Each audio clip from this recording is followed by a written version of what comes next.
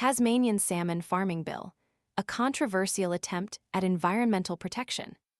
The Albanese government's proposed amendment to the Environment Protection and Biodiversity Conservation (EPBC) Act is sparking intense debate.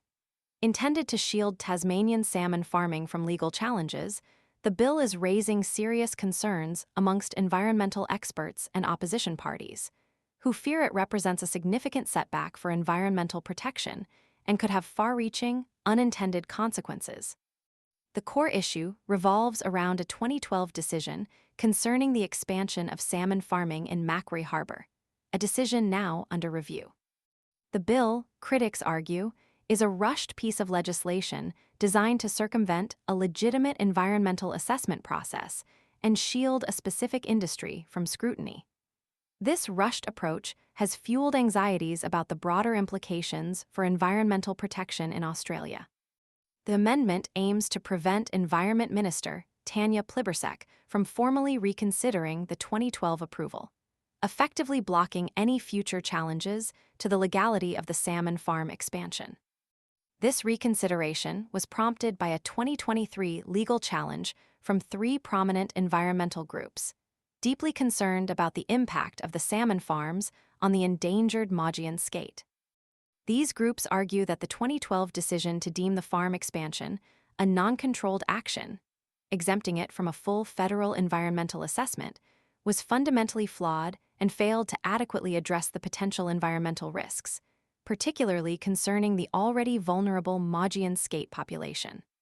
The lack of a thorough assessment, they contend, undermines the core principles of environmental protection enshrined in the EPBC Act.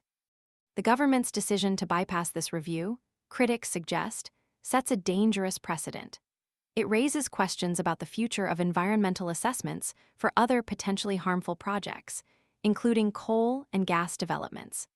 The fear is that this bill could pave the way for a wide-scale rollback of environmental protections, effectively silencing communities and organizations who seek to hold industries accountable for their environmental impacts. Senator Sarah Hanson-Young's powerful statement at a joint press conference with environmental groups and independent MPs summarizes the widespread skepticism surrounding the bill. This is being done under the cover of the budget, because the Labour Party knows it stinks, the law stinks, the rotten salmon stinks, and the whole process stinks.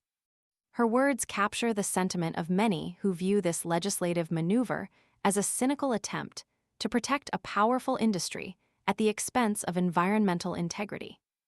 The effectiveness of the bill in achieving its stated aim, protecting Tasmanian salmon farming, is also questionable. Critics argue that the bill merely addresses the symptoms, not the underlying problem.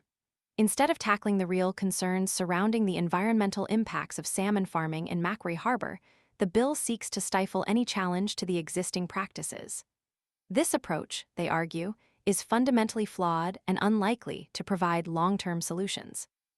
A more thorough and transparent assessment, coupled with robust environmental regulations, would be far more effective in balancing economic interests with environmental protection. The government's justification for the bill remains unclear, and its hasty introduction raises suspicions of political maneuvering and a lack of transparency. This lack of clarity, coupled with the potential for broader negative consequences, fuels growing opposition to the bill. The rushed legislative process itself is a source of concern, suggesting a disregard for thorough scrutiny and a potential weakening of the vital checks and balances inherent in the EPBC Act. Furthermore, the long-term implications for environmental governance in Australia are deeply unsettling.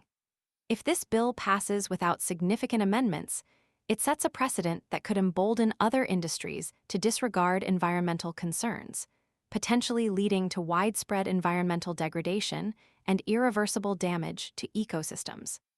The potential for reduced community participation in decision-making processes is equally worrying, undermining the principle of open and accountable governance. The bill's legacy may well be one of eroded public trust and a weakened commitment to environmental protection. The debate surrounding this bill highlights a critical juncture for Australia's environmental future, demanding a thorough reassessment of the balance between economic development and environmental sustainability. The outcome of this legislative battle will have significant consequences for years to come.